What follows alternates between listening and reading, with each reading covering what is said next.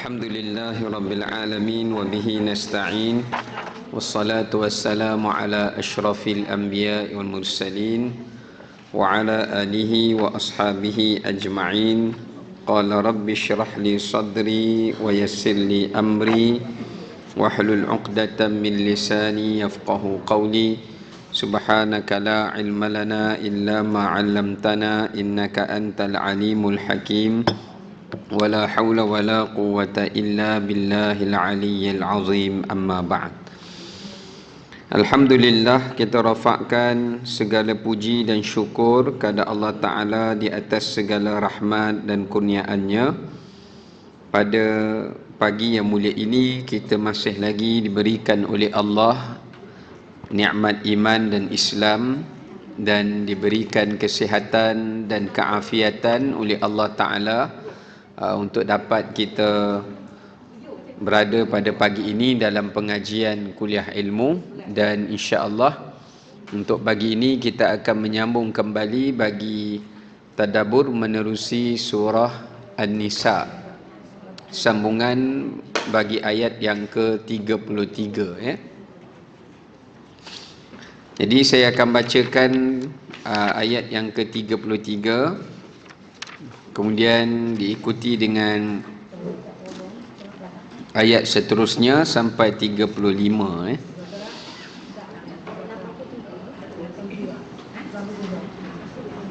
A'udzu billahi minasy syaithanir rajim. Bismillahirrahmanirrahim. وَلِكُلٍّ جَعَلْنَا مَوَالِيَ مِمَّا تَرَكَ الْوَالِدَانِ وَالْأَقْرَبُونَ وَالَّذِينَ عَقَدَتْ أَيْمَانُكُمْ فَآتُوهُمْ نَصِيبَهُمْ إِنَّ اللَّهَ كَانَ عَلَى كُلِّ شَيْءٍ شَهِيدًا. الرِّجَالُ قَوَّامُونَ عَلَى النِّسَاءِ بِمَا فَضَّلَ اللَّهُ بَعْضَهُمْ عَلَى بَعْضٍ وَبِمَا أَنفَقُوا مِنْ أَمْوَالِهِمْ. فالصالحات قانتات حافظات للغيب بما حفظ الله واللاتي تخافون نشوزهن فعظوهن واهجروهن في المضاجع واضربوهن فإن أطعنكم فلا تبغوا عليهن سبيلا إن الله كان عليا كبيرا. وإن خفتم شقاق بينهما فابعثوا حكما من أهله وحكما من أهلها إن يريدا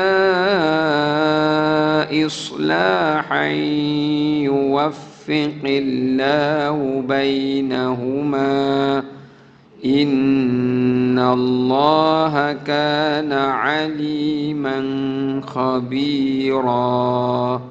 Sadaqallahul azim. Kita lihat maksud dan terjemahannya. Dan untuk masing-masing lelaki dan wanita itu kami telah menetapkan para ahli waris atas apa yang ditinggalkan oleh kedua orang tuanya dan karib kerabatnya. Dan orang-orang yang kamu telah bersumpah setia dengan mereka, maka berilah kepada mereka bahagiannya. Sungguh Allah Ta'ala Maha menyaksikan setiap segala sesuatu. Lelaki yakni suami itu pelindung bagi perempuan yakni isteri. Kerana Allah telah melebihkan sebahagian mereka, yakni laki-laki, atas sebahagian yang lain, yakni perempuan. Dan kerana mereka laki-laki telah memberikan nafkah dari hartanya, maka perempuan-perempuan yang saleh adalah mereka yang taat kepada Allah dan menjaga diri ketika suaminya tiada, kerana Allah telah menjaga mereka. Perempuan-perempuan yang kamu khawatirkan bersifat nusyuz, hendaklah kamu beri nasihat kepada mereka. Tinggalkanlah mereka di tempat tidur, dan kalau perlu maka pukullah mereka. Tetapi jika mereka mentaatimu, maka janganlah kamu mencari-cari alasan untuk menyusahkannya. Sungguh Allah Maha Tinggi lagi Maha Besar. Dan jika kamu khawatir terjadi persengketaan antara keduanya, maka kirimlah seorang juru damai dari keluarga lelaki dan seorang juru damai dari keluarga perempuan. Jika keduanya juru damai itu bermaksud mengadakan perbaikan, yakni perdamaian, nescaya Allah memberi taufik kepada suami isteri itu. Sesungguhnya Allah Maha mengetahui lagi Maha teliti. Baik, jadi daripada ayat 33 sehingga ayat 35 ni, ayat ni cerita tentang beberapa perkara. Yang pertama, mengenai pembahagian harta pusaka kepada waris. Kemudian Allah bawakan pada kita berkenaan dengan kewajipan tanggungjawab seorang suami ke atas isterinya dan cara menyelesaikan konflik yang berlaku di dalam rumah tangga. Dia ada 3 perkara lah. Tajuk berkenaan dengan ayat yang kita bacakan tadi, 33 sampai 38. 35 saja nak test. Kalau diam je maknanya tak fokus lah tu. Baik. Okey, kita pergi pada ayat 33 dulu ya. Pada ayat 33 Allah Subhanahu Wa Taala menyebutkan pada ayat ini, bagi setiap, kata Allah, walikullin, yakni bagi setiap lelaki dan perempuan. Maksudnya suami dan isteri, anak lelaki, anak perempuan, adik-beradik lelaki dan perempuan, Allah telah menetapkan baginya harta pusaka yang ditinggalkan oleh ahli keluarganya. Kat sini kita lihat yang pertama, pada ayat 33 ni Allah menerangkan kepada kita tentang beberapa pengajarannya. Yang pertama adalah setiap hak daripada harta pusaka itu telah ditentukan oleh Allah mengikut kepada kedudukan dan tanggungjawab seseorang itu ke atas sesama mereka. Jadi yang pertama Allah Ta'ala sebut pada ayat ini, setiap bahagian daripada harta pusaka tu Allah tetapkan bagi pewarisnya di atas 3 faktor ya. 3 sebab. Yang pertama, dari sudut hubungan. Seseorang tu dia dapat harta pusaka daripada orang mati berdasarkan hubungan dia dengan orang yang mati tadi. Kalau ikut dari segi kaedah hubungan ni, maknanya dalam Islam, siapa yang lebih dekat dengan si mati, maka dia lebih pasti akan mendapat harta pusaka tu. Semakin dia jauh daripada si mati, maka semakin tidak ia berhak untuk mendapatkan harta pusaka tadi. Ini menunjukkan pada kita dalam Islam, kalaulah orang mati berhak dapat harta, kalaulah orang hidup berhak dapat harta daripada orang mati kerana hubungan mereka lebih dekat, maka demikian juga dalam Islam, kalaulah mereka kedua-duanya hidup, mereka juga lebih berhak mendapat harta daripada orang hidup itu. Faham tak? Faham kan? Maksudnya, kalaulah seseorang tu yang hidup, dia dapat waris harta daripada orang mati kerana hubungan dia dekat. Demikian lebih-lebih lagi kalau dia hidup. Maksudnya kalau si mati tu sebelum dia mati, harta yang paling berhak, yang paling afdal, yang paling besar pahala dan juga tuntutan yang perlu dia belanjakan adalah kepada orang yang paling dekat hubungan dengan dia. Boleh tanya? Ya. Yeah. Macam menantu saya baru meninggal, kan? Baru meninggal jemaah tu bekas menantu lah. Bekas menantu. Bekas menantu dia. Okey. Menantu ke bekas menantu? Beza tu. Bekas menantu. Maknanya dah pernah bercerai lah. Dah pernah berkahwin dan bercerai. Bekas menantu lah. Okey. Ustaz, dia macam ni. Anak dia 2 orang, mak dia jaga, ibu dia jaga, ibu bekas bini dia lah kan. Okey, contoh rumah dan duit-duit segala tu boleh ke bekas isteri tu menggunakan untuk anak dia? Yalah memang dia jaga anak dia kan, tapi boleh ke dia mengambil sedikit sebahagian tu dia menggunakan untuk diri dia? Sebab saya nanti nak bagi tahu dia kan. Okey, baik. Bekas menantu ataupun seorang isteri lah senang ya. Saya faham dah soalan tu. Jika seorang isteri dia dah bercerai dengan suami dia, kalau suami dia meninggal dalam tempoh iddah, dia berhak sepanjang tempoh iddah. Tapi dah lama Ustaz. Okey. Itu saya nak huraikan dulu. Tapi kalau sekiranya perceraian tu telah pun tamat tempoh iddahnya, maknanya dah tak ada apa-apa hubungan lah, macam orang asing lah, orang ajnabi. Jadi pada ketika itu isteri secara total tidak berhak untuk mengambil sedikit pun daripada harta bekas suami dia. Kalau dia guna maknanya haram lah dia. Tak boleh pakai. Tapi dia boleh ambil untuk bahagian anak-anak dia. Dia boleh ambil untuk bahagian anak-anak dia. Melainkan kalau sekiranya tapi kalau dia ambil bahagian untuk anak dia, katakan dia ambil untuk belanja makan, dia menumpang makan makanan anak dia tu boleh. Tapi kalau dia ambil untuk personal, peribadi dirinya, itu memang tak boleh. Contoh dia ambil untuk beli baju untuk diri dia, tu tak boleh lah. Tapi kalau dia ambil, dia beli beras, dia beli minyak, dia beli telur, dia masak, dia makan sekali, itu boleh. Itu boleh. Dia sama macam hukum penjaga wali anak yatim. Dia kalau ambil untuk peribadi, dia tak boleh. Tapi kalau dia ambil beli untuk budak-budak, dia makan sekali dengan budak-budak tu, agama benarkan. Ya. Contoh untuk pembelajaran anak-anak dia, kan? Ataupun tempat, ya, tempat tinggal misalnya. Memang anak dia ada rumah, tapi dia boleh lah duduk sekali dengan anak. Kalau anak dia tu ada tempat tinggal dia boleh menumpang. Dia boleh menumpang sebagai menumpang sajalah. Kalau anak dia dah besar, dah kahwin, dia tak boleh duduk rumah tu. Kalau rumah tu atas rumah anak dia. Dia dah kahwin lain, bekas isteri tu dah kahwin lain. Kahwin lain pula dah. So suami dia lah tanggung dia. Tapi keluarga mentua dia tu izinkan dia duduk di situ. Tu kira dapat pahala lah, kebajikan lah. Tu kira kebajikan lah. Kalau ikutkan suami dia tu tak boleh lah. Dia kalau dia ada proud, kita panggil.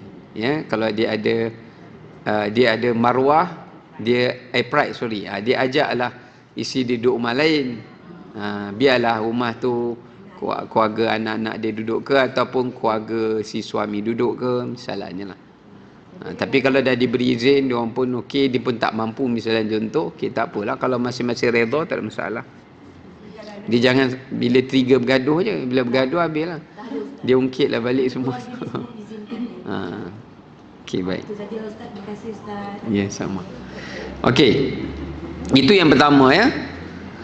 Yang kedua, maknanya dekat sini juga menunjukkan yang pertama dari segi harta pusaka, hubungan kerabat. Yang kedua, mereka berhak untuk mendapat harta sesama mereka itu adalah kerana ketetapan Tuhan. Yang pertama kerana kebang kerabat, yang kedua adalah kerana ketetapan Allah.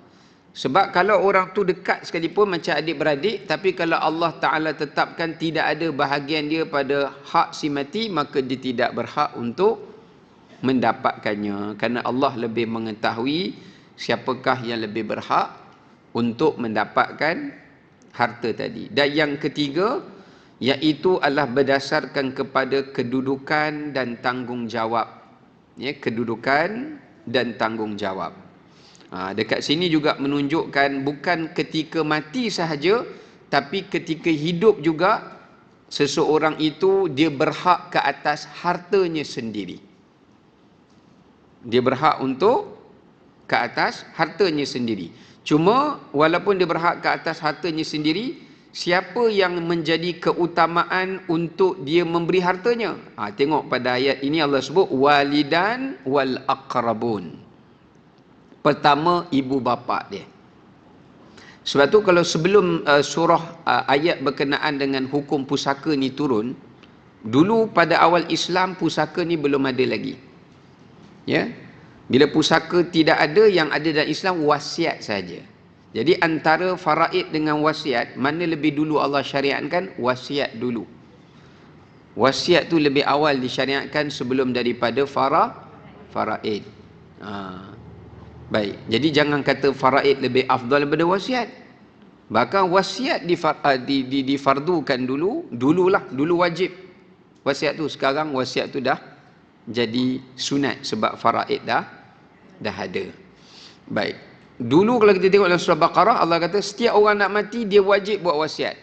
Kepada siapa dia kena buat wasiat? Lil walidan wal aqrabin wal yatama wal masakin wa benis sabil. 5 orang. Mak bapak, adik-beradik, anak yatim, orang miskin, ibni sabil. Maksudnya orang-orang yang dalam perantauan, orang pelarian, orang perantauan, dia kena sebutkanlah berapa-berapa nama yang dia nak beri. Dia wajib wasiatkan harta dia untuk 5 golongan ni. Masa tu isteri dan anak-anak dia masuk dalam aqrabin lah. Jadi dulu pembahagian harta tu yang dapat lebih sikit. Ataupun sama ada dia nak bagi 5-5 atau dia pilih salah satu daripada 5. Dululah pada awal Islam. Lepas tu Allah Ta'ala mansuhkan hukum wasiat dan turunkan, bukan hapuskan semua, maknanya hadkan jumlah wasiat kepada 1/3 dan selebihnya Allah bahagikan melalui faraid. Ya, Allah dah tetapkan bahagian masing-masing. Sebab apa Allah tetapkan? Disebabkan kerana Allah Subhanahu Wa Ta'ala tidak mahu berlaku perbalahan. Tapi dah tetapkan pun balah juga. Dah tetapkan bahagian pun masih berbalah, berkelahi. Maka sebab itu Allah syariatkan pula solusi yang ketiga, namanya hibah. Dibolehkan seseorang pemilik harta untuk dia membuat hibah, yakni pemberian yang diberikan semasa hidup ataupun terlaksana selepas mati. Itu boleh, kerana nak selesaikan permasalahan perbalahan berkenaan dengan pembahagian harta. So dalam Islam kita ada 3 solusi, ada wasiat, ada faraid dan ada hibah. Kalau 3-3 ni pun duk bergaduh lagi, syaitan lah nama dia.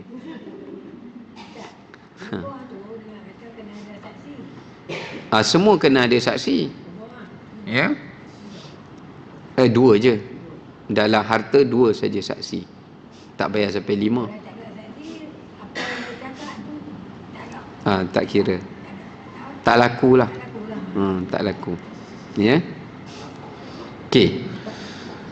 Jadi maknanya dekat sini dalam Islam, seseorang itu apabila dia memiliki harta, baik isteri ataupun suami, ya, bagi si isteri misalnya kata Allah, ia berhak pada hartanya untuk dia berikan kepada, sama ada dia nak wasiatkan, ayat ni boleh juga ditafsir sebagai wasiat, ataupun untuk dia memberi pemberian ketika hidup kepada ibu bapa dia ataupun kerabat dia, anak dia ke adik-beradik, dia ada hak daripada harta yang dia milik. Ya, begitu juga kepada suami. Cuma kalau wasiat tu tidak boleh melebihi 1/3. Ya. Sebab tu Allah kata Allah dah bahagikan wasiat, ketetapan dia tak boleh lebih 1/3. Faraid ada kadar-kadar yang telah ditetapkan, ya. Baik. Siapa lagi yang boleh seseorang tu memberikan hartanya kepada aqadat aimanukum, yang manusia telah membuat perjanjian sumpah dengan mereka? Boleh. Okay. Ulama bincang siapakah golongan aqadat aimanukum ni, iaitu di antara sesama kawan ataupun orang luar yang telah pun kita bersumpah kalau kita mati kita akan beri sebahagian harta pada dia. Ada yang ulama kata aqadat aimanukum tu anak angkat. Sebab orang Arab dulu, orang luar boleh jadi sebahagian daripada keluarga dia kerana 3 sebab. Satu, dia panggil halif. Halif ni angkat sumpah. Kawan tu angkat sumpah, kawan ni pun angkat sumpah depan ahli keluarga dia, kata dia sebahagian daripada kami, kami sebahagian daripada dia. Dia main angkat sumpah lah. Jadi bila dia angkat sumpah, yang tu angkat sumpah, ni angkat sumpah, dia akan dapat bahagian daripada harta orang ni akan dapat bahagian harta daripada orang itu. Tapi bila pusaka, dia tak dapat. Cuma dia boleh dapat kalau orang yang mati itu beri secara hibah ataupun wasiat. Walaupun bukan nama dia ataupun nama dia. Dia pun nama anaknya bapak yang betul. Macam mana tak faham? Sebelah anak angkat. Sebelumnya kena nama. Jadi dia Bu nama dia? dia pun nama memang tak boleh. Memang tak boleh. Pusaka dia tak dapat juga. Faraid dia tak dapat, cuma melalui wasiat je lah. Ya, melalui wasiat. Ya? Anak susuan dengan anak angkat yang tak masuk sama. Anak susuan. Anak susuan, anak angkat, kalau seseorang tu dia dah macam ada aqadat, maknanya dia dah anggap macam ada hubungan seperti kerabat. Contoh macam anak angkat yang disusukan, anak susuan dia, boleh untuk dia nak bagikan harta kepada mereka ni boleh. Tapi dengan melalui jalan wasiat lah. Jalan wasiat ataupun hibah. Tapi tidak dengan melalui faraid. Kalau faraid memang mereka tidak dapat. So dalam Islam dulu sebelum Islam sumpah. Tapi Allah dah hapuskan. Tak boleh main sumpah-sumpah macam tu. Yang bolehnya, boleh juga. Tapi dia tak jatuh hukum keluarga. Cuma boleh melalui wasiat. Termasuk juga yang ketiga adalah bekas hamba. Dulu kita beli hamba, kemudian hamba tu kita merdekakan. So orang dulu lepas dia merdekakan hamba yang dimerdekakan tu zaman jahiliah dulu lah, dia anggap sebahagian daripada keluarga tuan dia. Tapi Islam kata tak boleh sebab mereka tak ada hubungan. Namun kalau dia nak bagi harta kepada bekas hamba dia itu sebab dia dah anggap macam keluarga dia, boleh.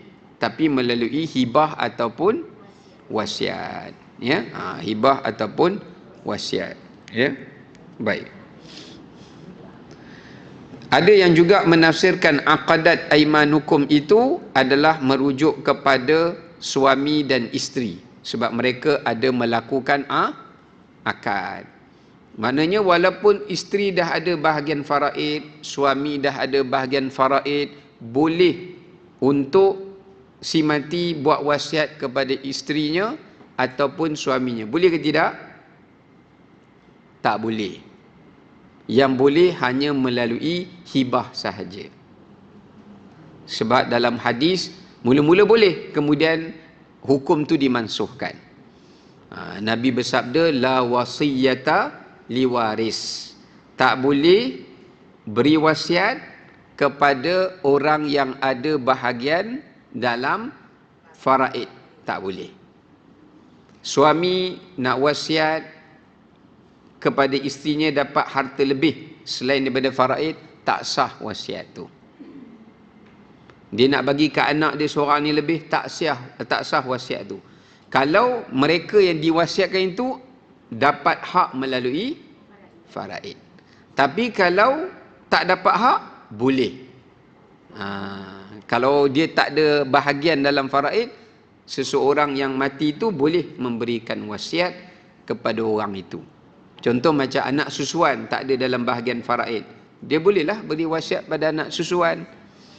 Ataupun bapa dengan mak mertua tak dapat, dia mati, mak ayah dia lah dapat, bapa mak mertua dia tak dapat, dia nak wasiat pada mak dan ayah mertua dia, boleh, sebab dia tak ada bahagian. Kalau sebelum mati, orang tu dah bagi dia punya harta tu, boleh Ustaz? Itu dipanggil hibah. Hibah boleh. Walaupun kepada pewaris. Boleh. Sebab tu dalam Islam banyak silapnya. Ini masyarakat kita, dia tak nak anak dia bergaduh dengan pusaka faraid. So apa dia buat? Semua bila dah dapat faraid tu, 1/3 tu dia reserve, dia asingkan. Katakanlah harta dia 1 juta contohlah kan. So kalau 1/3 300,000 lah, 350,000. Betul? 300 lebih lah. 300 lebih, katakan dia simpan. Yang baki 600 tu bahagi faraid, tapi yang 300 tu dia topakkan balik biar bagi sama untuk pewaris dia. Tak sah wasiat itu. Sebab banyak orang kan, dia bila tak nak keluarga dia bergaduh, dia minta wasiat supaya anak-anaknya dibahagikan harta sama rata. Wasiat itu tidak sah. Jadi kalau bawa ke mahkamah, mahkamah tolak, dia akan terus pergi ke faraid. Kalau dia orang setuju, salah. Kecuali mahkamah akan panggil semua anak beranak waris dan minta mereka memberi keterangan dan sumpah yang mereka setuju untuk sama rata. Tapi percayalah cakap saya.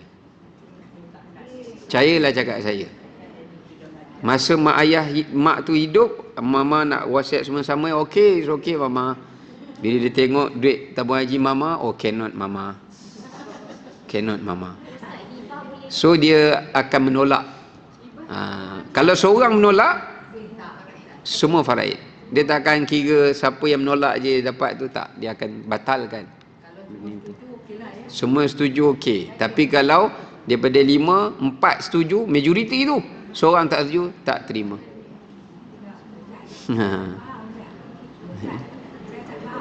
Kalau dekat tabung haji, dia buat konsep hibah. Hibah bersyarat nama dia. Kalau meninggal, tabung haji dilantik sebagai wakil untuk menghibahkan kepada semua anak tadi dengan sama rata. Hibah tak apa. Wasiat tak boleh. So kena jangan confuse antara dua tu. Tak faham lagi.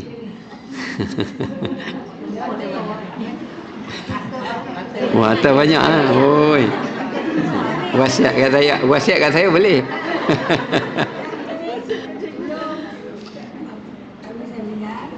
Dia dah bagi dah rumah tu kepada 4 anak, lelaki 4. Ambil sama rata dia. Okey. Ini bila dia meninggal, rumah tu nama mereka lah. Jadi duit tu dia kata buat anak perempuan lelaki sikit, lagi sama banyak. Boleh? Dah buat dah. Dia kena tengok dia bagi tu wasiat ke hibah. Dia ni siap-siap rumah tu. Kalau ahli siap-siap hibah lah, tak ada masalah lah. Sebab hibah ni kalau ikut hukum asal, hibah ni perlu dibuat masa hidup. Dia tak boleh lepas mati. Kalau lepas mati ni wasiat. Tapi ulama membenarkan hibah tu namanya hibah dengan syarat. Sebab biasanya di dalam istilah hibah tu dipanggil umrah dengan uqbah. Itu dalam Islam boleh. Umrah, bukan umrah. Umrah dengan uqbah. Umrah dengan uqbah ni macam ni. Kalau saya mati dulu, saya hibah ke awak. Kalau awak mati dulu, awak hibah kat saya. Itu dalam Islam boleh. Jika masing-masing bersetuju. Tapi dengan syarat masa dia nak buat hibah tu, mesti dengan persetujuan lah. Persetujuan daripada orang yang nak menerima hibah. Kalau kita nak bagi hibah, kita letak syarat lepas mati, orang terima hibah kata, tak, saya nak masih hidup. Tak sah hibah tu. Sebab hibah ni mesti on the spot. Tapi kalau penerima kata saya setuju, terima lepas awak meninggal, boleh. Hibah tu sah sebab dua-dua pihak bersetuju. Ya. Sebab tu biasanya kalau siapa buat hibah tabung haji pada waris, dia mesti akan, Babu Haji akan panggil waris sign, tanda setuju. Kalau dia tak nak sign, maknanya hibah tu tidak sah. Sebab dia wasiat. Kalau wasiat kita tak payah sign daripada pihak waris, sebab wasiat kita ada hak untuk bagi selepas mati tu tanpa persetujuan daripada dia. Ustaz nak tanya satu lagi. Banyak tanya. Saya Ustaz, Itu buat sesi lain lah Ustaz. Ustaz saya ada rumah. Ya. Bersama bekas suami saya. Bekas lagi. Okey, baik. Ustaz jangan macam tu. Okey. Rumah tu nama bersama. Sekarang dia tinggal Ustaz. Contoh, kalau dia tak ada, boleh ke saya duduk rumah tu Ustaz? Ada hak kat situ. Sebab saya Sama-sama nama. Boleh, tak ada masalah. Kenapa tak boleh? Sebab kita ada hak. Walaupun dah berkahwin lain. Saya sudah berkahwin lain lah. Sebab masa tu saya muda lagi, mestilah saya kahwin tu.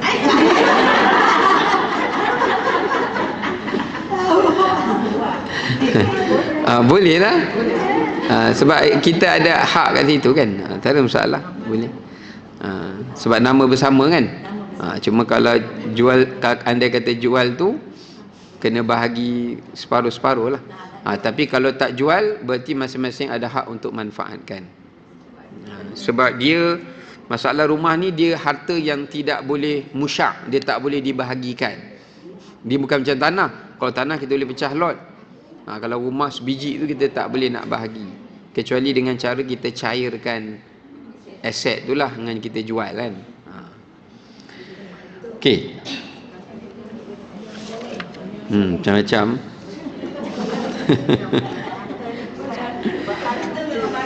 Oh, banyak ya. Sebab banyak harta ya. Okey. Yang terakhir kita lihat dekat sini, kewajipan seseorang memberikan persaksian atau mendatangkan saksi dalam pembahagian harta. Sebab di akhir ayat tu Allah sebut innallaha kana ala kulli syai'in syahida. Allah kata Allah menyaksikan ketika kamu membahagikan harta-harta kamu. Maknanya dekat sini antara masalah kebanyakan kita, bila dia nak buat pembahagian harta, dia tidak datangkan saksi. Tak boleh. Kena datangkan saksi. Dan apabila orang tu dah menjadi saksi, dia wajib menyatakan persaksian tu. Dia tak boleh berkomplot dengan pihak tertentu untuk menafikan pembahagian tadi. Tak boleh. Contoh, jangan kata arwah ayah saya suruh bagi sama harta. Kalau awak setuju, saya bagi awak komisen. Jadi bila orang panggil, betul ke? Tak adalah makcik, arwah dia tak ada cakap. Dia bohong. Sebab dia nak dapatkan komisen tu tadi. Jadi ketika itu tak boleh lah ya, kerana wajib kepada seseorang apabila dia diminta untuk memberikan persaksian, dia wajib memberikan persaksian itu. Dan juga apabila dia menjadi saksi sebagai penerima ataupun wakil atau pemegang amanah, dia wajib untuk fa'atuhum nasibahum. Allah kata dia wajib untuk serahkan hak harta tu kepada orang yang berhak ya. Jadi kita kena ingat, kalau suami meninggal, isteri tak ada hak dapat nafkah dalam tempoh iddah. Kalau suami meninggal, jadi isteri tidak ada hak nafkah daripada harta suami sesen pun. Tak ada. Dalam tempoh iddah tak ada lah. Kan iddah kematian suami kan 4 bulan 10 hari tu tak ada lah. So maknanya kalau suami dia meninggal, dia tak boleh pakai duit suami dia.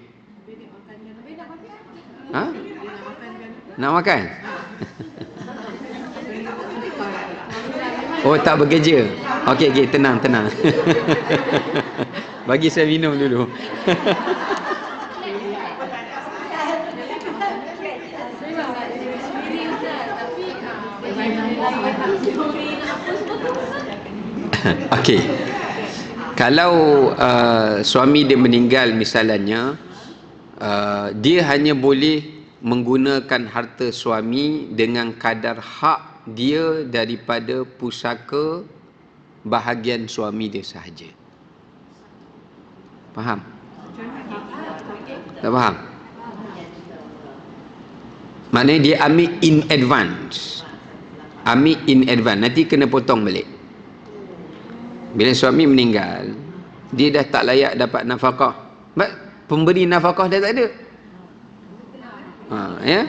So dia tak boleh pakai duit yang ditinggalkan itu. Sebab duit yang ditinggalkan itu, dia dah jadi duit pusaka. Oh, itu elok dia bagi lepas meninggal, terus bahagi. Ya. Sebab itu dalam Islam, bila berlaku kematian, benda yang patut kena bincang bukannya buat tahlil dulu. Benda yang kena bincang harta pusaka tu dulu. Jadi panggil semua anak sekarang ni, mama dah tak boleh dapat nafkah daripada arwah ayah. Ayah dah tak ada.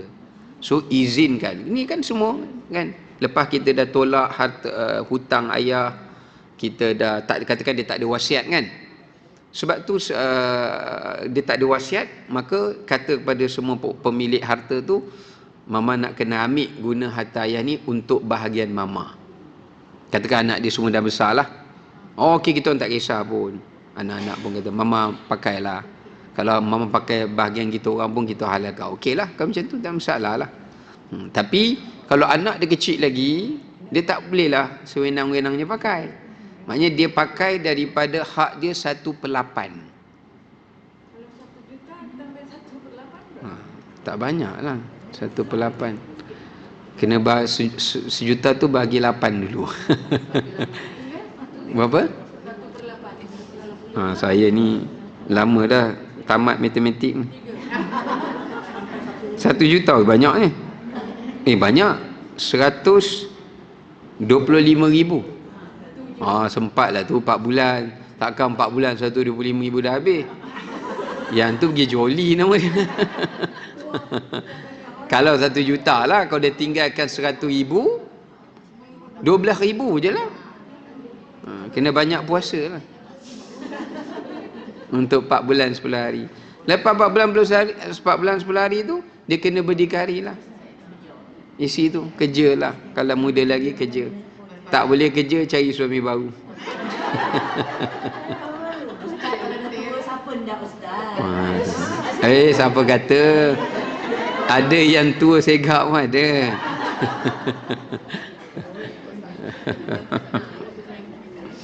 Okey, baik. Jadi sebab itulah peranan pada ketika itu anak kan. Itu peranan anak tu. Anak-anak tu tangguhlah mak dia. Sebab mak dia dah hilang, penanggung dia, suami dia dah hilang. Kemudian peranan adik-beradik sebelah bapak dia, itulah peranan dia. Sementara katakanlah, yelah nak bagi harta pusaka ni bukan sekejap, bertahun, naik turun mahkamah, lama. Ya, lama, memang lama. Ya. Sebab itulah zaman kita ni, zaman birokrasi, mahkamah macam-macam susah, hibah je senang. Hibah je senang. Ya. At least lah, kalau banyak sangat harta, at least kalau suami tu dia suami yang bagus, sebelum dia meninggal, dia dah reserve dah. Dia meninggal saja, ada hibah dah untuk isi dia, untuk dia survive 4 bulan 10 hari. At least, sekurang-kurangnya. Kan? Supaya duit tu dia boleh pakai sementara nak selesaikan berkenaan dengan faraid ataupun harta pusaka. Ya. Betul. Ya. Ya. Dia memang standard lah. Macam kalau kat tabung haji pun dia ambil fee sebagai commercial lah, wakalah dia kan. Tapi paling tinggi setahu saya sebenarnya kalau nak paling murah, kita kena hire peguam sendiri, yang kita kenal, yang dia ambil, kita boleh nego lah. Sebab kalau dengan setakat yang saya tahu, dengan amanah raya paling mahal. Charges dia tak silap saya tinggi, dekat 10%. Itu bergantung pada berapa duit lah. Kalau bawah berapa juta mungkin rendah sikit, atas juta lagi tinggi. Dia kira macam tu lah kan. Ya. Tapi kalau kita kena peguam sendiri, kita boleh negotiate dengan dia lah berapa, itu mungkin boleh dapat lagi murah. Ya. Cuma tak boleh nak push dia cepat-cepat sangat lah, dah bayar pun tak banyak kan. Tapi at least boleh selesai lah benda tu. Ya. Ustaz tanya, kalau contohnya lah suami meninggal tu kan, dia meninggalkan hutang. Hutang tu sepatutnya dia bayar installment. Contohlah hutang tu 20,000 sebulan kan, contohlah. Maknanya hutang rumah, hutang kereta kan. Adakah dinilai sebab dia kena bayar monthly kan? Sepatutnya nak bayar monthly sebab bila si mati meninggal, contohlah total hutang tu contohlah 2 juta. So adakah 2 juta dia ditolakkan daripada seluruh harta yang ditinggalkan dulu baru dibagikan kafarat? Okey, dia hutang ni dia terbahagi kepada beberapa bentuk lah. Satu hutang yang maisur, satu lagi hutang yang maksur. Hutang yang maisur ni hutang yang boleh dibayar dengan secara ansuran. Kalau pihak pemiutang kata bila berlaku mati, dia kata okey, pihak si mati ada hutang kami sebanyak ni. Tapi kalau puan, pihak waris tak ada harta untuk bayar lamsam. Sebab kalau bayar lamsam mungkin dia tak ada duit lah, kan. So pemiutang setuju untuk bayaran tu secara ansuran. Boleh. Walaupun bayar ansuran, roh si mati tetap aman. Asalkan pewaris committed bayar every month lah, setiap bulan. Kalau jenis main tangguh-tangguh, dia kena. Si mati akan kena. Tapi Ya. dah pembagian faraid itu kan macam isteri 1/8, mak bapak 1/6, anak lah yang anak lelaki dan lebih kan. So siapa yang akan membayar hutang tu? Sebab isteri dapat sikit kan. So macam mana dia nak bayar hutang kat ustaz? Dia berdasarkan percentage lah. Katakanlah hutang tu bayar lagi 10 tahun, tapi selesai pembagian harta tu dah boleh settle awal. Settle awal dulu, kemudian hutang daripada 20,000 tu ikut percentage bagi setiap orang yang dapat. Kalau isteri 1/8, sikit lah. Siapa yang dapat banyak, bayarlah banyak. Mana boleh duit mau, bayar tak mau kan? Sebab apa dia kena bayar? Dia kena faham, dia kena bayar tu sebab daripada apa yang dia dapat tu masih ada hutang si mati. Sebab dia nak bahagi awal lah. Lain lah kalau dia sanggup tunggu lepas 10 tahun baru bahagi. Mungkin dengan dia simpan duit tu, dia boleh laburkan. Bila labur tu dia boleh dapat dividen. Nak bagi duit tu berkembang kan. Itu lebih bagus lah daripada dia bayar secara langsung. Ya. Tapi kalau ikutkan dari segi hukum Islam pun, kalaulah anak-anak ni tak mampu nak bayar hutang si mati, katakanlah nak bayar dengan baki duit si mati pun tak cukup. Dalam Islam, anak-anak tak wajib bayar hutang bapak dia atau mak dia. Dia sunat saja bayar. Dia sunat saja. Maknanya kalau anak tu tolong bayarkan juga, itu dikira satu kebajikan dia kepada mak bapak dia lah. Tapi kalau dia tak bayar pun Allah tak akan tanya dia. Sebab tu hutang bapak dia. Mana ada hutang berpindah-pindah. Itu alung je. Ustaz, kalau macam sebab aset tu adalah rumah kan, so kalau tak bayar mestilah bank akan tarik balik kan. So maknanya jalan dia mungkin kena cairkan aset tu. Ya, betul. Kalau dia tak mampu bayar, bank lelong lah kot. Duit tu bagilah kat dia orang. Tak ada masalah Ustaz. Sebab kita beli rumah kita ada insurans. Betul. Ya, rumah biasa tak ada masalah. Yang ada masalah biasa kereta. Oh ya. Oh tak semua MRTA tu tak semua jenis pinjaman. Oh. So kena ambil lah. Sepatutnya sebaiknya kena ambil. Kalau ada MRTA tu, dia boleh tolong bayar terus. Ya. Itu lebih selamat lah. Okey. Habis kita kat itu. Ayat 34. Ayat 34 Allah Subhanahu Wa Taala menerangkan berkenaan dengan kedudukan seorang suami ke atas isteri dan ahli keluarganya. Okey, sebelum tu ayat ni ada sebab nuzul ya, ada sebab turun dia. Disebutkan oleh Ibn Abi Hatim meriwayatkan bahawasanya ada seorang perempuan datang menghadap Nabi SAW melaporkan tentang suaminya yang telah menamparnya.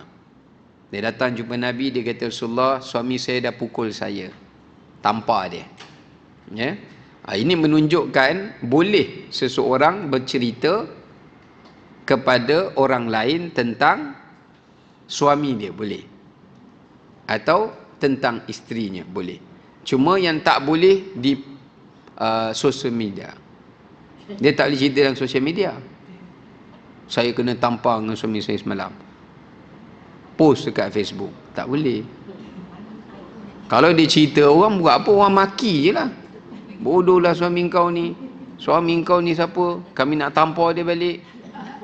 Dah main geng tampar-tampar pula. Jadi dalam Islam dia kena lapor kepada pihak yang berkenaan lah. Tapi ada yang kata dah lapor dah Ustaz, tak bergerak-gerak pun. Ya. Jadi kena buatlah laporan polis ke, perintah buat ke mahkamah ke. Maknanya katakanlah kalau benda tu boleh membahayakan diri dia, ketika tu dia bolehlah keluar daripada rumah walaupun tanpa izin suami dia untuk selamatkan nyawa. Boleh.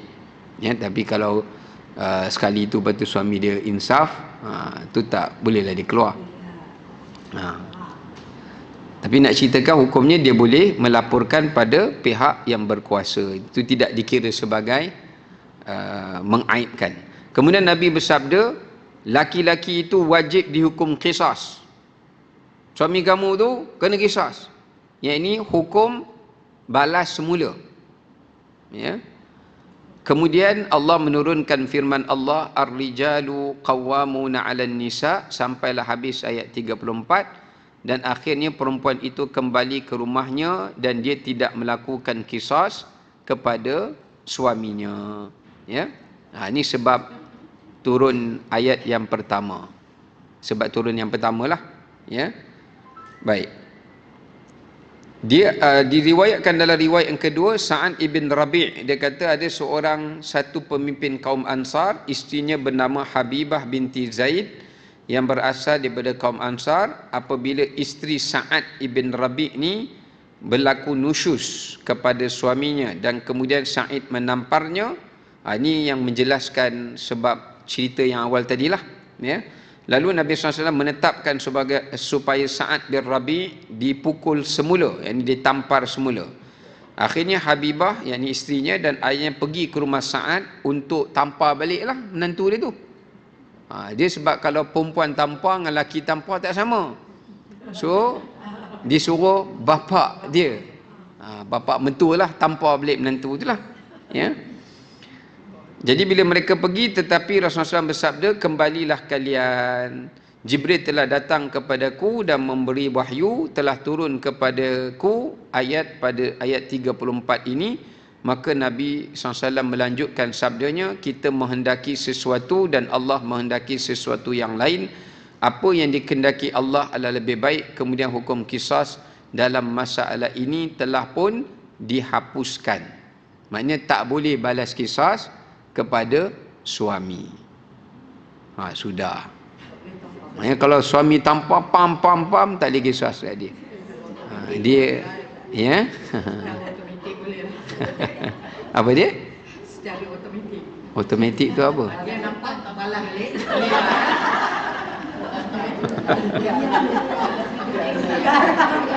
Cepat tangan. Automatik lah tu. Reflect. Baik. Okey, kita kena tengok konteks ayat ni. Kalau kita baca sebab turun yang pertama tadi tu tak jelas lah ya. Tapi dalam ayat ni menunjukkan sebab turun je, sebab lelaki itu bersifat qawwam. Qawwam ni maknanya apa? Qawwam ni adalah sebagai seorang yang diberikan oleh Allah keupayaan, keutamaan, kedudukan untuk dia membimbing isteri dia. Jadi maknanya dekat sini ulama bahagikan, bukan bererti suami tak ada qisas. Ya, ada dua pendapat ulama dalam bab ni. Yang pertama kata kalau suami pukul isteri tidak ada qisas langsung dalam bab itu. Seperti mana kias kepada mak ayah pukul anak. Ada anak qisas balik. Mak bapak dia dah tua kan. Abah ingat dah dulu saya dah janam abah ikat saya kat pokok tu. Sekarang inilah masanya. Qisas. Ambil ikat, duduklah orang tua tu kat situ kan. Abang rasalah dulu abang ikat saya kan. Saya ikat abang balik. Nampak tak? Dosa pula. Habis tu tadi isteri boleh pula pergi tampak suami balik. Jadi pendapat pertama kata tak boleh qisas. Sebagaimana bapa dengan ibu bersifat qawwam, bertanggungjawab kerana mereka diberikan kedudukan untuk membimbing anak-anak, begitu juga suami tidak boleh diqisas oleh isterinya. Kias. Pendapat kedua kata boleh qisas, tetapi kena tengok situasi dia. Kalau sekiranya isteri itu bersikap nusyuz, jadi suami memukul isterinya, maka tidak boleh qisas dalam bab itu. Tak boleh qisas. Memang salah isteri lah. Tapi kalau memang salah suami, dia adalah kerja pun tak, kita panggil biawak hidup. Duduk makan-makan. Ada satu saya bagi kuliah dekat ada satu company tu, selalu kuliah Zohor lah, tiba datang habis dia nak jumpa. Saya kata kenapa? Pun nangis-nangis dia. Kata kenapa nangis kak? Dia katalah dia memang kerja pangkat besar lah. Tu saya masa dia masuk pun kita boleh nampak lah semua macam hormat dia, kita tahulah dia somebody lah. Tapi dah tara macam tu pun menangis. Saya kata kenapa? Dia kata suami tak kerja kan, lepas Covid tu dia tak kerja, jadi dia tolong jaga ambil anak. Saya balik itu ada perempuan lain pula. Kebetulan pembantu rumah, bukan. Ex-girlfriend. Ex-girlfriend. Ya. Jadi dia balik, kebetulan dia balik, dia nak buat surprise kat suami dia, nak katakan yang apa, dia apa, dapat naik pangkat. Jadi bos kata okey hari ni half day lah. Dia pun balik lah, bawa kek lah apa semua kan, nak celebrate. Balik tengok kasut perempuan. Pelik lah kan. Buka-buka tengok dia dalam bilik, duk gurau dua orang. Habis lah, remuk lah kawan tu. Bagaikan saya tak adalah tanya sampai kek tu kau buat apa. Saya tak sibuk lah sampai macam tu. Biar pilah kek tu. Cuma dia cerita lah kan. Dia cerita keadaan tu. Tak tahulah saya. Tapi dengar cerita dalam proses lah. Dalam proses. Tapi si dia kata, suami dia kata dia tak nak buat dah.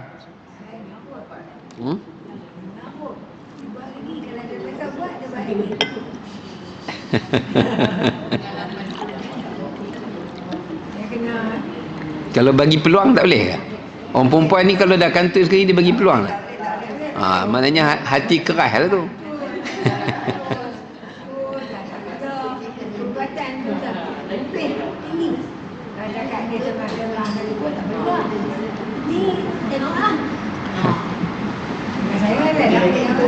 Ya, tak bagi peluang lah.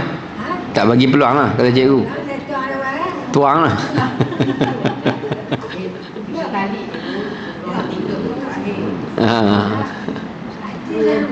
Iyalah. Okey lah, masing-masing lah kan. Okey. Okey, kat sini kita lihat yang pertama, pendapat kedua kata tidak boleh qisas, melainkan kalau sekiranya suami itu yang bersifat nusyuz. Kalau suami yang melakukan nusyuz, ketika itu kalau kalau suami itu pukul, tapi dia tak boleh memula pukul dulu.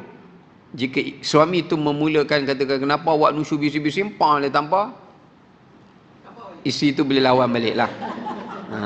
Boleh lawan balik. Itu bagi pendapat kedua lah. Kalau sekiranya nusyuz itu berlaku daripada pihak suami, ya, dari pihak suami, ya. Baik, ni bahaya ni geng-geng aja satu ni. Takutlah pula saya. Semua garang-garang patutnya kena tukar nama ni, bukan USJ 1 ni.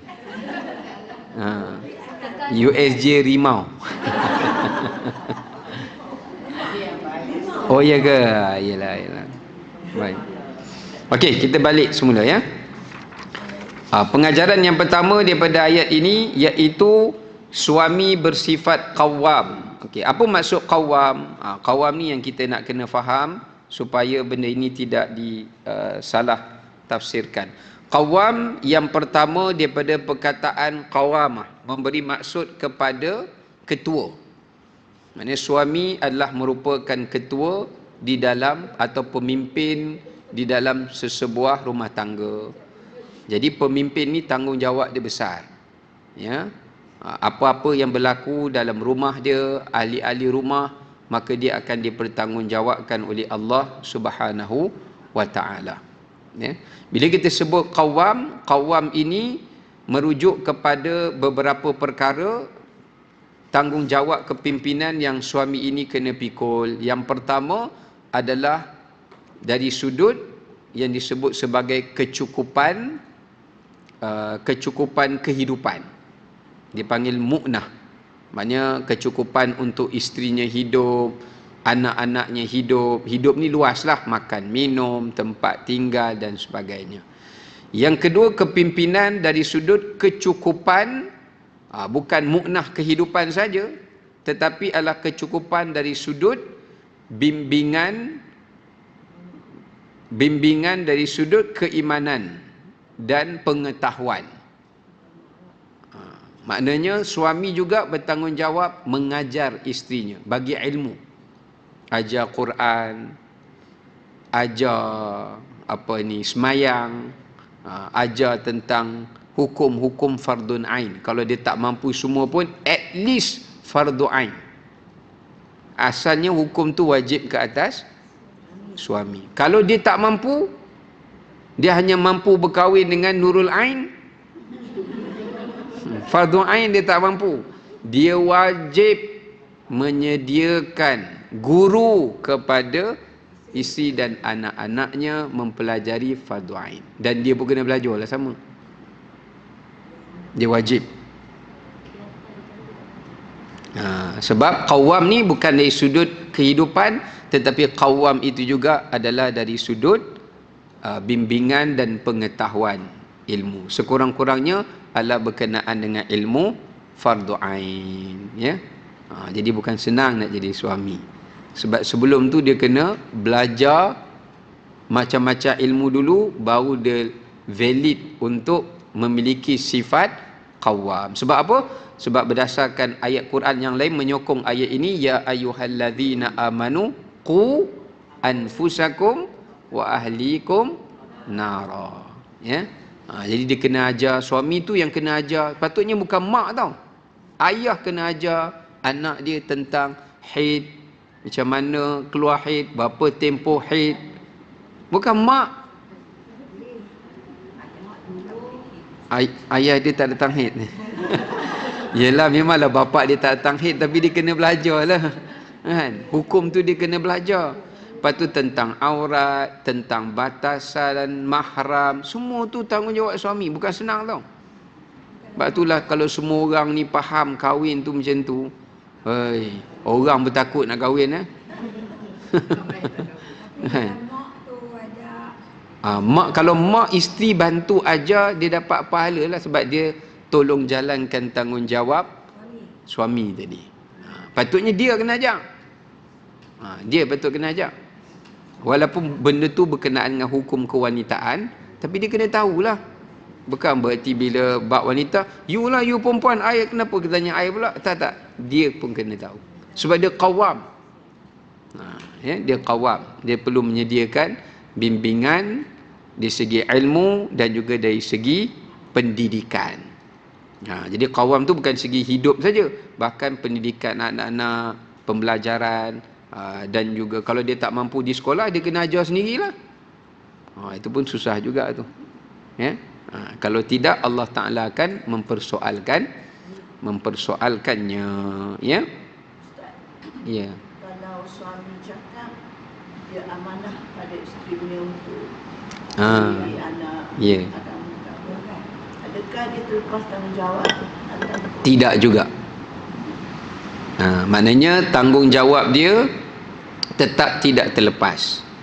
Cuma bila dia wakilkan pada isteri dia tolong jawab, tolong jalankan, dia tak berdosa lah.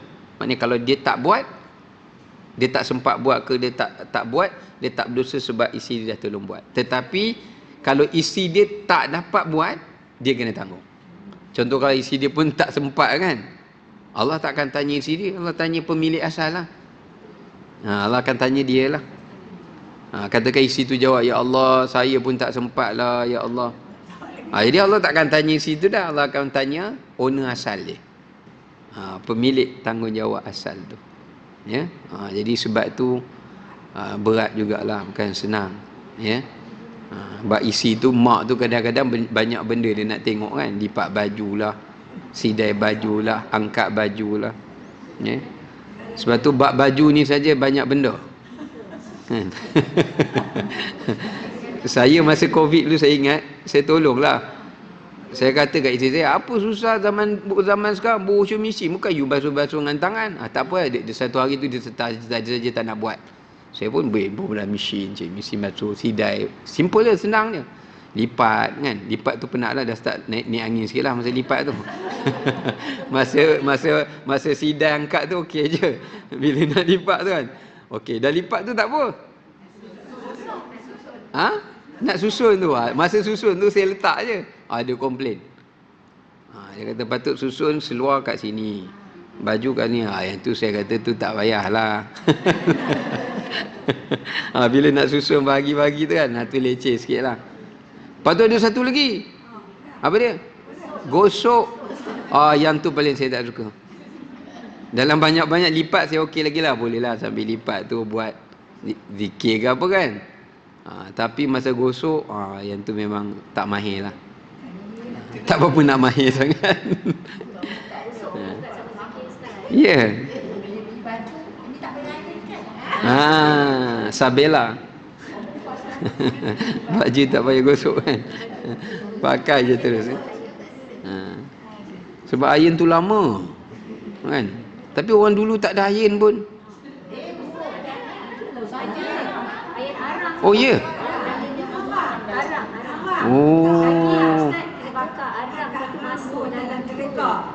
Oh, dia orang dulu iron juga. Oh, saya tak pernah tengok pun iron tu.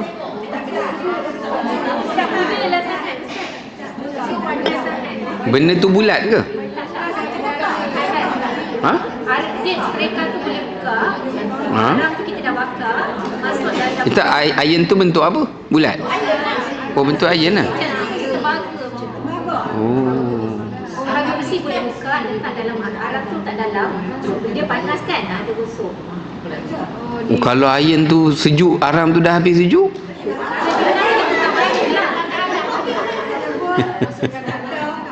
Lecehnya. Tapi orang dulu lagi tu Ustaz, dia kanji lagi baju tu. Kanji tu apa pula? Supaya bila kita gosok dia cantik, dia ada Kanji tu macam mana?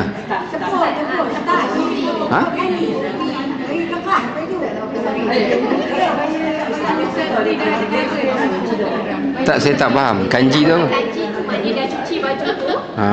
Sebelum keringkan, dia ada bilas dengan air kanji. Oh, air kanji. Air kanji supaya bila nanti dia gosok lagi nampak side tu lagi cantik lah. Tajam lah, macam baju. Busuk lah baju tu bau kanji.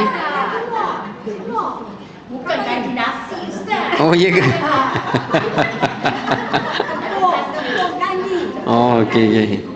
Macam-macam. Tengok gambar nama Ustaz kat Semadang itu rupanya lama. Oh ya ke? Sangat lagi tak sama tak jumpa sama. Masya Allah. Oh, tak pernah tengok. Oh. Bagi Ustaz dah ada karen. Ada karen. Orang ni lagi susah Yalah. Okay, kita pun habis ni lah dulu. Panjang dah kanji tu. Tidak tak habis kita ni. Okey, yang pertama adalah berkenaan dengan tanggungjawab dan sifat qawwam bagi ke atas seorang suami kepada ahli keluarga. Yang ketiga, qawwam yang ketiga. Yang pertama tadi kehidupan, yang kedua bimbingan pernikahan, yang ketiga adalah iaitu penjagaan dan perlindungan. Itu juga qawwam. Maknanya wajib ke atas suami melindungi keluarganya daripada bahaya, daripada keburukan dan juga daripada segala bentuk kezaliman. Dia wajib mempertahankan. Maknanya tak boleh seorang suami kalau biar anaknya dizalimi, dia tidak membelanya, atau isterinya dia tidak membelanya. Tidak boleh. Kerana sifat qawwam tu juga memberi maksud kepada kewajipan dia memberikan perlindungan. Perlindungan ini adalah perlindungan daripada orang mengganggu dia, atau orang memukulnya, atau orang nak berbuat jahat kepada dia, atau orang menyakiti dia, kan? Contoh dia duduk sama komuniti dia, perempuan-perempuan lain fitnah dia ke suami tu, wajib bela. Dia tak boleh you sabar je lah. Dia kena jadi sebagai seorang yang protektif lah. Dia kena seorang yang bantu ahli keluarga itu. Kecuali kalau isteri dan anak itu pihak yang salah lah. Yang tu dia tak boleh lah bela. Ya, tapi kalau dia di pihak yang betul, jadi suami tu perlu kehadapan untuk mempertahankan. Ya, walaupun dia disakiti oleh adik-beradik dia sendiri. Sama ada adik-beradik suami dia atau adik-beradik isteri. Dia tak boleh berat sebelah. Kalau betul dia tahu isteri dia teranaya daripada adik-beradik dia sendiri buat dekat dia macam tu, atau daripada adik-beradik isteri dia tu sendiri, dia wajib membelanya. Dia tak boleh you sabar je lah, kan, biarlah you kena apa dengan dia orang pun buat tak tahu je. Dia tak boleh. Dia kena wajib mempertahankannya. Itu tiga perkara, ya. Tiga perkara yang merujuk kepada maksud qawwam, ya. Baik. Jadi berdasarkan kepada ayat inilah ulama menyatakan yang kedua kewajipan kepada suami adalah memberi nafkah. Wa bima anfaqu min amwalihim. Sebab apa suami itu Allah beri kedudukannya lebih besar daripada isteri? Adalah kerana satu, tiga kedudukan tadi, tanggungjawab tadi.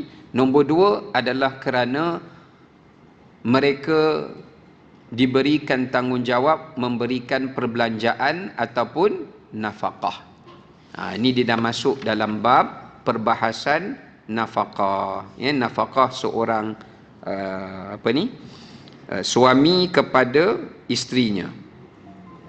Ya. Ya. Okey, baik. Okay, kita nak habiskan sikit lagi saja. Jadi yang seterusnya, kewajipan ke atas seorang suami adalah memberikan beberapa bentuk jenis nafkah.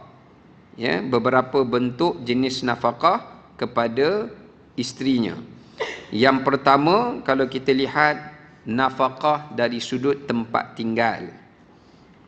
Ini kita bincang dari sudut pendapat para ulama, ya.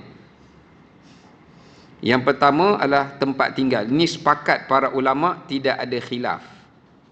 Yang kedua adalah merupakan nafkah dari sudut makan dan minuman. Makan dan minuman. Ini juga wajib untuk diberi. Kalau ikutkan dalam mazhab Syafi'i, suami wajib beri isteri dan anak-anaknya makan sehari segantang gandum. Segantang. Dulu dipanggil segantang lah.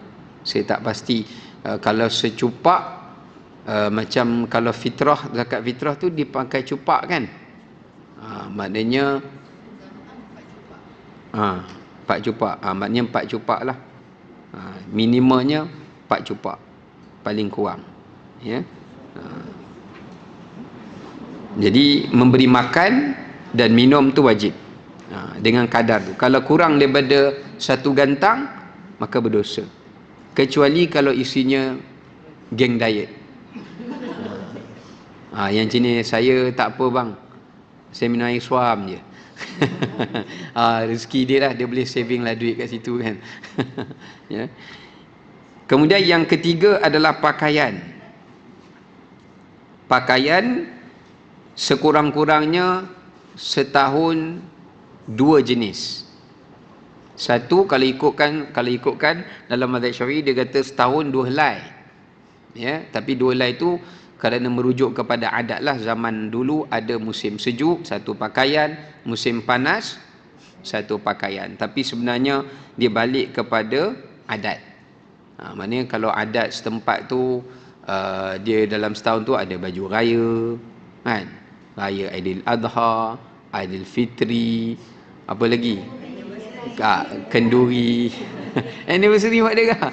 Anniversary supaya bertambah seri. Birthday lagi. Gaul kepala. Ikut kemampuan lah. Tapi pakaian tu kena. Ya.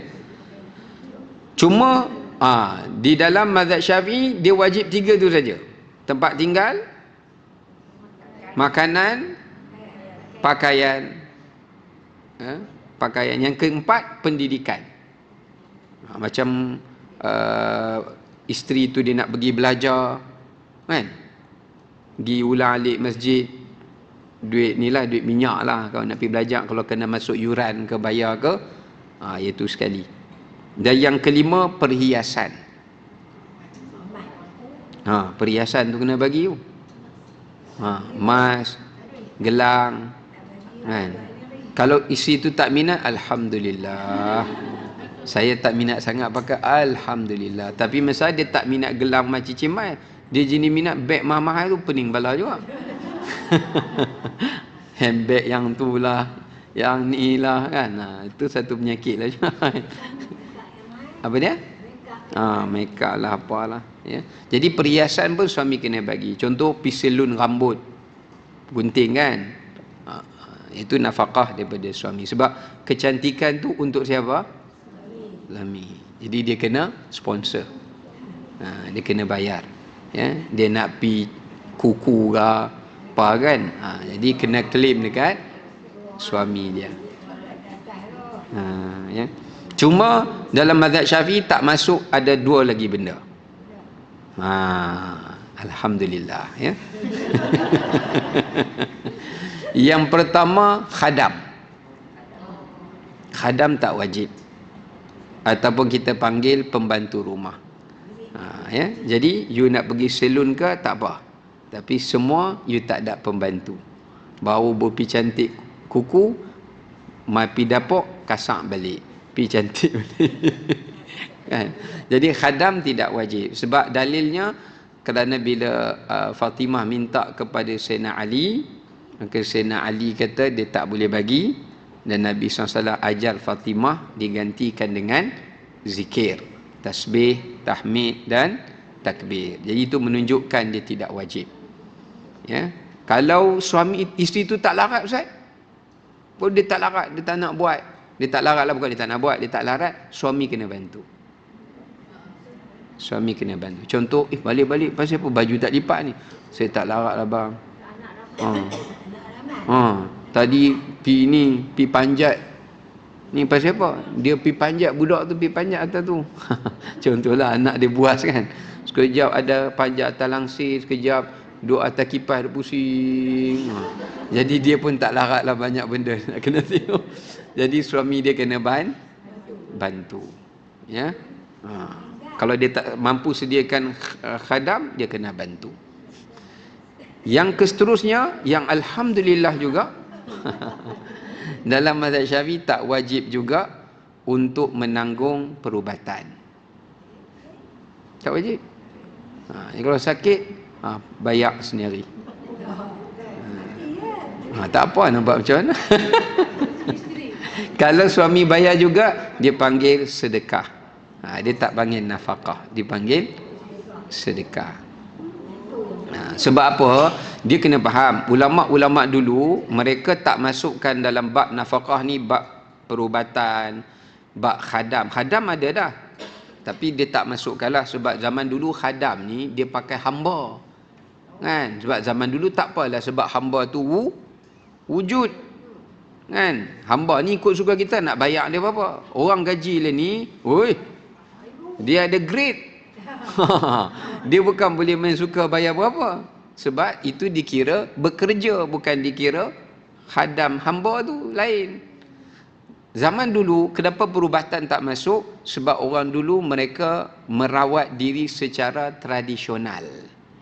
Mereka pergi makan ulam, pergi ambil tampai, kan? Dia tak macam kita zaman sekarang ni. Dia tak complicated macam zaman kita. Sebab tu semua orang hidup merawat dirinya berdasarkan kepada alam itulah yang dijadikan sebagai ubat lah. Dia kena usaha sendiri lah, pergi makan apa minum air ke. Jadi sebab tu benda tu tak termasuk. Ulama moden sekarang ni saja mereka kata nafkah, antara nafkah yang masuk dalam perbelanjaan suami adalah perubatan.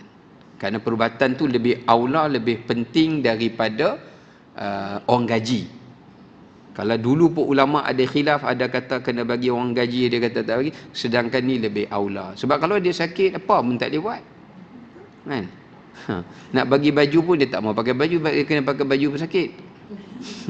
Nak bagi makan, dia tak boleh makan sebab dia sakit, kan? Jadi maka itu lebih utamalah. Maka sebab tu ulama moden sekarang ni saja yang memasukkan perubatan tu di dalam perbelanjaan nafkah. Tapi mengikut apa-apa pun semua benda tu diukur mengikut kemampuan suami. Jadi dia tak bolehlah minta yang jenis tinggi punya treatment perubatan tu. Dia kena ikut selaras. Sebab Allah kata liyunfik dzu sa'atin min sa'atih. Mengikut kepada kemampuan duit ataupun harta yang dimiliki oleh suaminya. Okey, wallahu alam. Panjang kita hari ni. Soal jawab, debat dan seumpama dengannya. Okey, baik. Aqulu qawli hadza wa astaghfirullahal azim li wa lakum. Assalamualaikum warahmatullahi wabarakatuh. Nanti kita akan sambung tentang cara mendidik isteri yang nusyuz. Ya. Sebab tadi kita tak sempat sentuh ayat. Kan tadi tampar, kan? Memang ada tampar. Tetapi dalam hadis ketika sebelum turun sebab nuzul ni, belum turun lagi perintah daripada Allah yang Nabi melarang menampar di muka. Masa tu kan Sa'ad bin Rabi' dia tampar isterinya kat muka. Masa tu larangan belum ada. Sebab ayat Quran ni turun, Allah kata pukul. Tapi Allah Ta'ala tak kata pukul tak mana. Jadi selepas daripada banyak sangat main tampak muka ni, dia dah jadi satu trend. Jadi turun pula hukum Allah yang baru. Nabi menyatakan tak boleh menyakiti mana-mana makhluk di muka. Lembu ke, keldai ke, tak boleh menyiksa di bahagian muka, apatah lagi manusia. Tak boleh. Sebab tu marah macam mana pun jangan sentuh muka. Tak boleh muka ni. Tumbuk ke, tampar ke, walaupun tak berbekas pun tak boleh. Muka memang tak boleh. Diharamkan. Ya, diharamkan. Adapun selainnya, selain pada muka tu, yang tu adalah perbahasan dia yang Nabi sebut darban ghairu mubrihin, pukulan yang tidak meninggalkan kesan ataupun bekas. Ya. Wallahu alam. Assalamualaikum warahmatullahi wabarakatuh. Kita tangguh tasbih kafarah dan surah Al-Asr.